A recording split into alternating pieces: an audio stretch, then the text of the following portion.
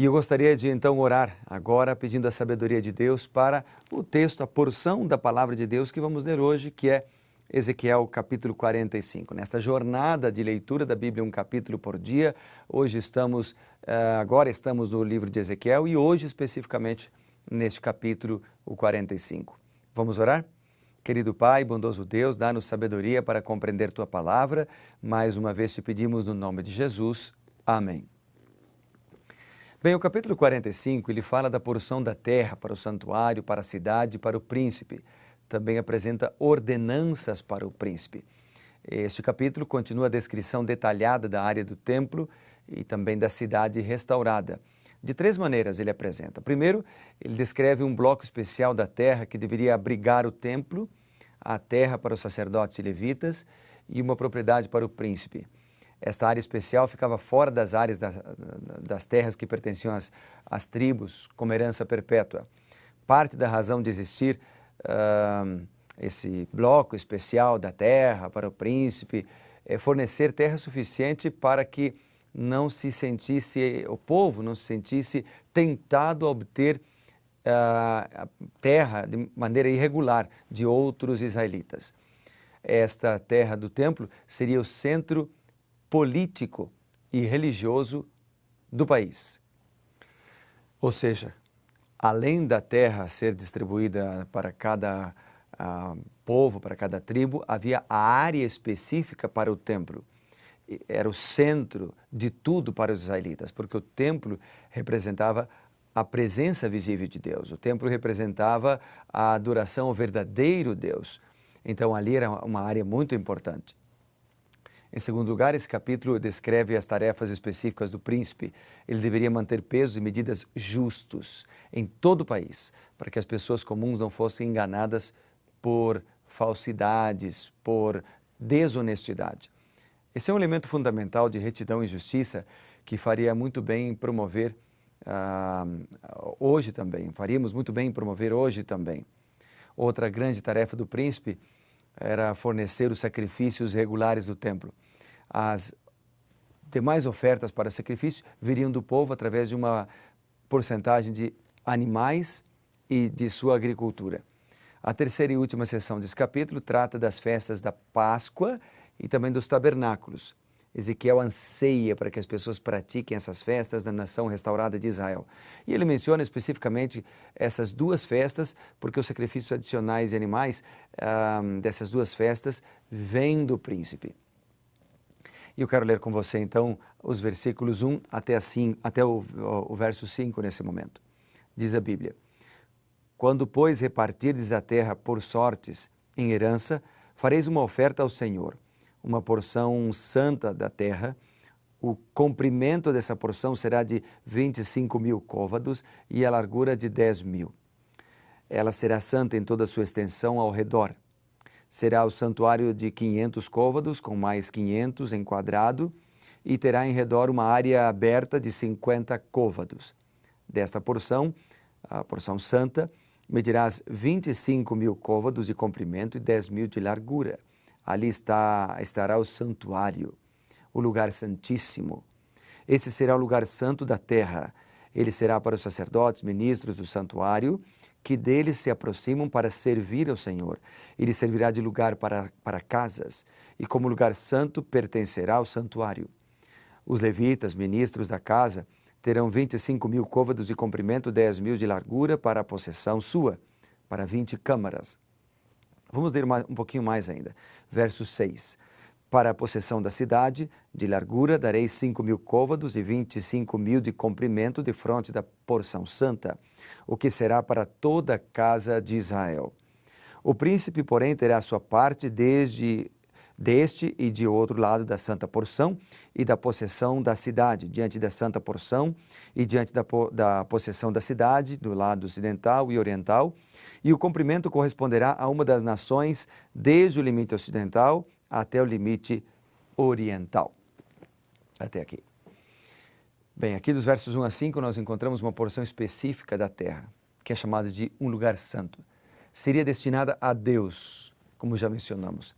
Essa área seria dividida em duas partes idênticas. Uma seria concedida aos filhos de Zadok, os sacerdotes, ministros do santuário, E no centro dessa parte, identificada como parte santificada, ficaria a área santa para o templo, o santuário e lugar santíssimo.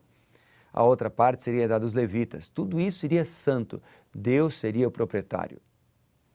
É interessante estudarmos sobre o templo, o lugar separado para o templo.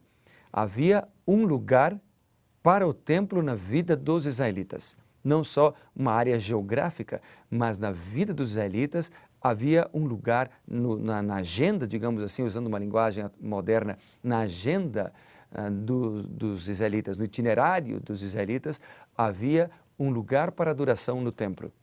E é interessante estudarmos isso hoje, nesse dia de sábado, em que separamos para adorar o Senhor no templo, na sua casa. Em nossa agenda, em nossa vida, em nossos compromissos, precisamos separar um lugar para Deus, para adorar a Deus no templo. Junto com as pessoas, junto com os amigos, junto com os membros, junto com aqueles a quem chamamos irmãos, porque todos somos filhos de Deus, junto com eles, adorarmos ao Senhor no templo. E ali ouviremos a mensagem da sua palavra através da explanação que alguém apresentará. Deus usará uma pessoa para transmitir a mensagem. Ali vamos louvar o nome de Deus. Ali vamos ter a oportunidade de testemunhar também dos milagres do Senhor e estudar mais a Bíblia. O templo precisa ter um lugar específico na nossa vida ainda hoje. O verso 6, ali, você lembra, no verso 6 a cidade não é mencionada, mas provavelmente seja Jerusalém. O território separado media 25.000 por 5.000 côvados. Essa área estava bem de frente ao sul, e Ezequiel 48:18 dá mais detalhes, em frente do território dos filhos de Zadok. Os versos 7 e 8, que também lemos, é apresentada a identidade, apresentado ali o príncipe, mas não a sua identidade. Essa área, ela é reservada para ele e ficava de ambos os lados, leste e oeste.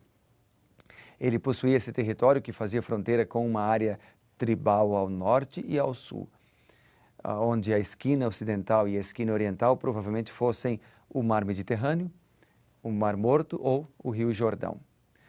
O príncipe e os príncipes de Deus do período messiânico, em contraste com os líderes anteriores de Israel, não seriam avarentos, não deviam ser avarentos, gananciosos de riquezas, propriedades, mas deviam entregar a terra restante ao povo. Era um contraste com o comportamento maligno dos governantes de Israel, que eram mesquinhos, que eram amantes das coisas. Depois vem os versos 9 a 11, e ali é mencionado que apresenta ali os mercadores, né, que foram exortados a fazer uso de medidas precisas do efá. Então, efá, aí menciona o bato, que era mais ou menos aí 23 a 34 litros, ambos definidos com a 10ª parte do homer, 350 litros mais ou menos. Ou seja, a mensagem que nós encontramos nesses versos é que os mercadores não deveriam enganar o povo quando pesassem os produtos. E quando a gente olha para outros textos da Bíblia, por exemplo, Levíticos 19, versos 35 e 36, Amós, capítulo 8, verso 5, Miqueias, no capítulo 6, versos 10 a 12, Deus, ele exorta para a fidelidade, a honestidade. O Senhor exigiu o fim da desonestidade, o fim do engano, né? Que os líderes tivessem coração íntegro, que a sua palavra fosse sim, sim ou não, não. Jesus falou sobre isso também. Então, essa é uma mensagem para nós também hoje. Quando a gente lê em Ezequiel capítulo 45, versículo 12, Ezequiel 45, 12, diz: o ciclo será de 20 geras, 20 ciclos mais 25 ciclos mais 15 ciclos serão iguais a uma mina para vós. Ou seja, o que ele está falando aqui é de honestidade. Ezequiel exige que os pesos sejam justos. O ciclo mencionado aqui pesava 11,5 kg. Na Babilônia, 24 geras formavam um ciclo. Então Ezequiel estabeleceu o padrão em 20 geras. Mas 60 ciclos formavam o que é chamado de aratel, que está em conformidade com o que está escrito no versículo. No sistema de Ezequiel, um aratel pesava em torno de 680 gramas. Então, o trecho descreve aqui a importância da justiça, ser justo, ser verdadeiro, ser honesto. Ao mesmo tempo que o príncipe deveria também oferecer ofertas a Deus e fazer expiação pela casa de Israel. Então, o capítulo fala de honestidade, integridade e dedicação ao Senhor da nossa vida. Vamos orar ao Senhor para que Ele nos ajude a desenvolvermos esses valores. Quanto a gente precisa de ouvir mais sobre honestidade, de não ouvir tanto sobre corrupção, mas ouvir mais sobre fidelidade. Com a ajuda de Deus é possível. Com a ajuda de Deus podemos avançar nessa direção. Então vamos pedir a Ele?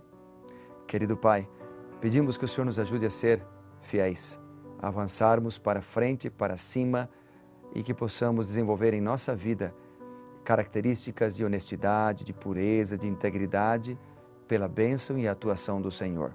Nós oramos em nome de Jesus, por isso, amém.